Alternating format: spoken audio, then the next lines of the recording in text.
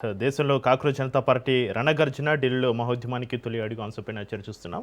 మనకు అందుబాటులో ఉన్నారు గంగాపురం వెంకటరెడ్డి గారు. వెంకటరెడ్డి గారు, మీరు చెప్పండి, ఈరోజు మీరు చూసే ఉంటారు, కాక్రోచ్ జనతా పార్టీ దేశ రాజధాని ఢిల్లీ వేదికగా తొలి మహాధరణ చేసింది. యువత ఉద్యోగాలు, నీటి పేపర్ లీకులపైన స్పష్టత అడుగుతుంటే దీని వెనక రాజకీయ కుట్ర ఉందంటూ కొట్టిపారేయడం ఎంతవరకు న్యాయం అంటారు? సమస్యను పక్కదారి పట్టించడమేనా వెంకటరెడ్డి గారు? ఇప్పుడు ఒకటండి, యువత సమాజం పట్ల, సమాజంలో వస్తున్నటువంటి అనేక మార్పుల పట్ల, రాజకీయంగా కానీ, నిరుద్యోగం కానీ, విద్యా విషయంలో కానీ, హ్మ్. వీటి పట్ల ఎప్పుడు స్పందిస్తుంది. ఇలా కొత్తగా స్పందించినటువంటిది ఏం లేదు. ఇవ్వలనే ఢిల్లీలో ఏదో జరిగిపోయిందని నేను అనుకోవడం లేదు. నేను 69 ఉద్యమంలో, తెలంగాణ ఉద్యమంలో విద్యార్థులు ప్రారంభించినటువంటి ఉద్యమం ప్రత్యేక తెలంగాణ కోసం. ఏ రాజకీయ పార్టీ, తర్వాత రాజకీయ పార్టీ డాక్టర్ చెన్నారెడ్డి గారు కానివ్వండి, వెంకటస్వామి గారు కానివ్వండి, సదాలక్ష్మి గారు కానివ్వండి, కొండా లక్ష్మణ్ బాపూజీ కానీ, వీళ్ళు ఉద్యమంలోకి వచ్చినటువంటిది. నేను ఈ మాట ఎందుకు చెప్తున్నానంటే, సమాజంలో జరుగుతున్నటువంటి కొన్ని అవకతవకల విషయంలో కానీ, ప్రభుత్వాలు అనుసరిస్తున్నటువంటి, లేకపోతే సమాజం అనుసరిస్తున్నటువంటి వాటిలో అభిప్రాయ భేదాలు ఉన్నప్పుడు తప్పకుండా యువత యొక్క లక్షణం అది. చక్రి గారు, ఇవాళ కొత్తగా ఇది జరిగిపోయింది అనేది కదా. నక్సలైట్లలో ఎవరు వచ్చిందండి? అస్సాం విద్యా పరిషత్తులు ఎవరు వచ్చిందండి? రిజర్వేషన్కు సంబంధించినటువంటిది గతంలో జరిగిన ఉద్యమాలన్నీ ఎక్కడి నుంచి వచ్చినాయండి? కాబట్టి యువత సహజంగా ఉండేటువంటి ఆ లక్ష్యాలు, ఆ ఉద్వేగము, ఆ ఆక్రోశము, ఆ ఆందోళన ఎప్పటికప్పుడు బయటికి తీసుకొచ్చేటువంటి ప్రయత్నం చేస్తుంది తప్ప, ఇదేదో ఇయ్యాలనే జరిగిపోయింది, ఎన్నడూ జరగలేదు అన్నంతగా ప్రతిపక్ష పార్టీలు దీన్ని ముందుకు తీసుకుపోయేటువంటి ప్రయత్నం చేస్తుంది. అది తప్పు. సహజం, రావాలా, యువత తమ అభిప్రాయాలను చెప్పాలా, ఏం జరిగిందనేటువంటి అంశాల గురించి ప్రభుత్వ దృష్టికి, సమాజం దృష్టికి తీసుకురావాలా, జరిగిన తప్పులను సరిదిద్దేటువంటి ప్రయత్నం లోపల వాళ్ళు ముందుండాలని కోరుకుంటారు. ఇప్పుడు నేపాల్లో ఏం జరిగింది, అక్కడ ఇక్కడ సరే మన ప్రొఫెసర్ సార్ చెప్పడం జరిగినటువంటిది. కాబట్టి ఫస్ట్ పాయింట్ మీకు చెప్పదలుచుకున్నది ఏంటంటే, ఇవ్వల్లనే ఢిల్లీలో ఏదో జరిగిపోయింది, దద్దరిల్లిపోయింది అనేటువంటిది కాదు. అనేక చారిత్రక ఘట్టాలు ఉన్నాయి ఈ దేశంలో, ప్రపంచంలో కూడా. యువత అసంతృప్తికి గురి అయినప్పుడు ఏదో ఒక రూపంలో దాన్ని బయటకు తీసుకొచ్చేటువంటి ప్రయత్నం జరిగింది, జరుగుతుంది, జరగాల అని కోరుకుందాం. దాంట్లో ఏం సందేహం లేదు. ఇప్పుడు మీరు అన్నట్టుగా ఏంటంటే, ప్రొఫెసర్ శేష్ గారు చెప్పినట్టుగా ఈ నీటి పేపర్ కానివ్వండి, ఇతర ఎగ్జామ్ సంబంధించినటువంటి విషయం లోపల అవకతవకలు జరిగినాయి, విద్యార్థులు ఆత్మహత్యలు చేసుకుంటున్నారు, దానికి కేంద్ర ప్రభుత్వం బాధ్యత ఉంటుందిగా వెంకటరెడ్డి గారు. వినండి, యువత అడగడంలో తప్పలేదు కదా. ఇలా తప్పు, నేను తప్పంటలేను. నేనే రావాలా ఇటువంటి ఉద్యమాలు అంటున్నా, నేను తప్పంటలేను. అదే మీరు అక్కడ మీరు తొందరపడుతున్నారు చక్రి గారు. నేను అనలే ఆ మాట. ఇంటర్మీడియట్ ఎగ్జామ్స్ అయినప్పుడు మీరు అనడం లేదు, మీ బీజేపీ నాయకులు అంటున్నారు. డిబేట్ లో మీరు అనడం లేదు, కానీ మీ బీజేపీ నేతలు కావచ్చు, మీ అనుబంధ సంస్థలు కావచ్చు, నా వరకు నేను బాధ్యత. ఇప్పుడు ఈ జరుగుతూ ఉన్నటువంటిది.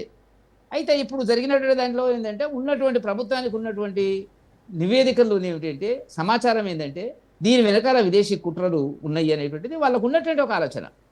విదేశీ శక్తులు భారతదేశాన్ని అతలాకుతలం చేయడానికి, భారతదేశం యొక్క సమగ్రతను, సౌరభౌత్వాన్ని మరియు దాని సమగ్రతను విచ్ఛిన్నం చేసి సమస్యలను సృష్టించాలనేటువంటిది మనకు అందరూ శత్రువులే. భారతదేశం అనేటువంటిది ఇవాళ లేటెస్ట్ ప్రకారం కూడా 7.7 జీడిపి అండి సంవత్సరానికి.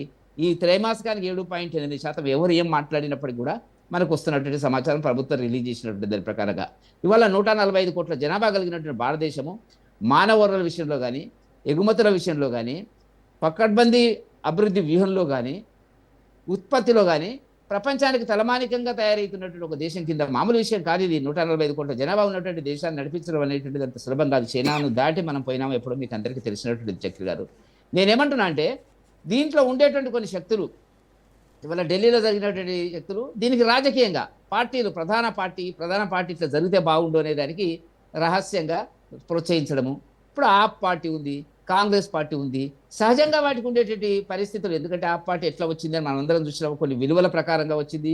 ఆ విలువలు అనేటువంటిది ఎటుపోయినాయి అనేటువంటి దాని గురించి మనం చర్చ పక్కకు పెడితే, ఇవాళ యువతను మరి తప్పుదారి పట్టించేటువంటి పద్ధతి లోపల వస్తున్న పరిస్థితులు కనపడుతున్నటువంటి, ప్రభుత్వానికి వస్తున్నటువంటి రహస్య నివేదికల ఆధారంగా మనకు కనపడుతున్నటువంటిది అంటే, ఈ దేశంలో ఒక చిచ్చు రేపాలా, అలజడి రేపాలా, దీని యొక్క సమగ్రతలు. ఎందుకంటే చాలా మంది ఉన్నారు పక్కన ఉండే, పాకిస్తాన్లు, బంగ్లాదేశ్లు, వీళ్ళంతా మనకేం కాదు కదా. అందరూ ఎదురు చూస్తున్నారు.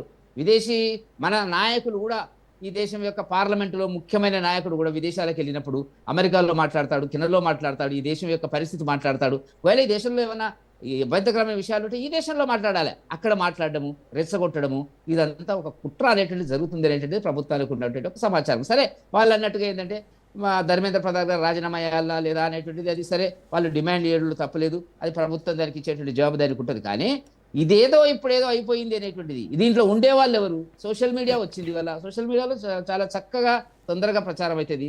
ఇది ఎంతకాలం ఉంటుంది, వేడి ఎంతకాలం ఉంటుంది ఏంటనేటువంటి సమస్యలు. ఇప్పుడు శేషి గారు అన్నారు, ఆ విదేశీ శక్తులను పక్కకు పెట్టి మాట్లాడితే, అట్లా పక్కకు పెట్టడానికి వెళ్ళలేదు. దీనికంటే ప్రమాదకరమైంది ఇవాళ జరుగుతున్నటువంటి పిల్లలు నష్టం జరిగింది, ఆత్మహత్యలు చేసుకున్నారు, బాధాకరమైన అంశము. దానికంటే ప్రమాదకరమైంది ఈ దేశం యొక్క సమగ్రతను, దేశం యొక్క అభివృద్ధిని విచ్ఛిన్నం చేసేటువంటి విదేశీ శక్తులు ప్రయత్నించడం అనేటువంటిది ఒకవేళ నిజమే అయితే ప్రభుత్వం దగ్గర ఉన్నటువంటి సమాచారం, దాని గురించి మనం చర్చించవలసిన అవసరం వస్తుందని చెప్పి ఇది పక్కకు పెట్టండి. ఇక ఈ ఎగ్జామ్ కాకపోతే కొంతమంది చనిపోయినారు, బాధాకరమైన అంశము. ఇవాళ కాకపోతే రేపు ఎగ్జామ్ పెడతాము. కానీ మామూలుగా జరిగినటువంటి దానిలో ప్రభుత్వం యొక్క తప్పులు పొరపాట్లు ఉన్నట్టయితే వాటిని మనం అన్నింటిని కూడా చర్చించుకోవాలా, ఒక నిర్ణయం చేయాలా, దానికి పరిష్కార మార్గాలు వెతకాలా. కానీ ఈ దేశం ఎంత తొందరగా, ఎందుకంటే మోదీ గారి కాలం లోపల ఈ దేశం ప్రపంచ ప్రఖ్యాతి గాంచినటువంటి దేశాన్ని ముక్కలు ముక్కలు చేయాలనేటువంటి దాని కింద పక్కన ఉండేటువంటి దేశాలతో సహా అన్ని దేశాలు ఇవల్ల అగ్రరాజ్యాలు కూడా భారతదేశం యొక్క అభివృద్ధిని చూసేటువంటి పరిస్థితి, ఓర్వలేనటువంటి పరిస్థితి ఉన్నది. కాబట్టి ఆ కోణంలో వచ్చినప్పుడు ఇవాళ ప్రభుత్వం మాట్లాడుతున్నటువంటి దానిలో ఏ రకమైనటువంటి వాస్తవాలు ఉన్నాయనేటువంటి దాని గురించి మనం ఆలోచించవలసిన అవసరం ఉంది తప్ప, ఇవాళకి జరిగేది అయిపోయింది, ఆ రోజు ఇంకో రోజు వచ్చితే ఏదో జరిగిపోయింది, ఇవాళ జరిగితే మొత్తం అంతా ఏదో జరిగిపోతుంది, ఇక మొత్తం దానికి కావాలా కదా, దానికి ఒక పద్ధతి కావాలా. వాళ్ళు ఇచ్చిన డిమాండ్లలో ఫస్ట్ డిమాండ్ చక్రి గారు, వెంకటరెడ్డి గారు దేశ భద్రత విషయంలో నేను అగ్రి. ఎందుకంటే దేశ భద్రత విషయంలో 10 అడుగులు ముందుకేసి ముందు చూపుతోటి బీజేపీ ఆలోచిస్తుంది, దానికి నేను అగ్రి, నేను కూడా ఒప్పుకుంటా దేశ భద్రత విషయంలో బీజేపీ. కానీ యువత విషయంలో ఎందుకు బీజేపీ అంత నెగ్లిజెన్సీ? అంటే యువత, తెలంగాణలో యువత లేదా? దీనిలో కొత్తగా ఉందా చక్రి గారు? యువత సహజ సిద్ధంగా అసంతృప్తిగా ఉంటుంది. ఇక్కడ రేవంత్ రెడ్డి గారు గవర్నమెంట్లో లేదా, గతంలో లేదా, ఇప్పుడు లేదా? అంతటా ఉంటుంది. అది నేను ఉండాలని కోరుకోవడం లేదు, ఉండడం జరగాలని నేను కోరుకోవడం లేదు. సహజ సిద్ధంగా అది ఉన్నటువంటి పరిస్థితి.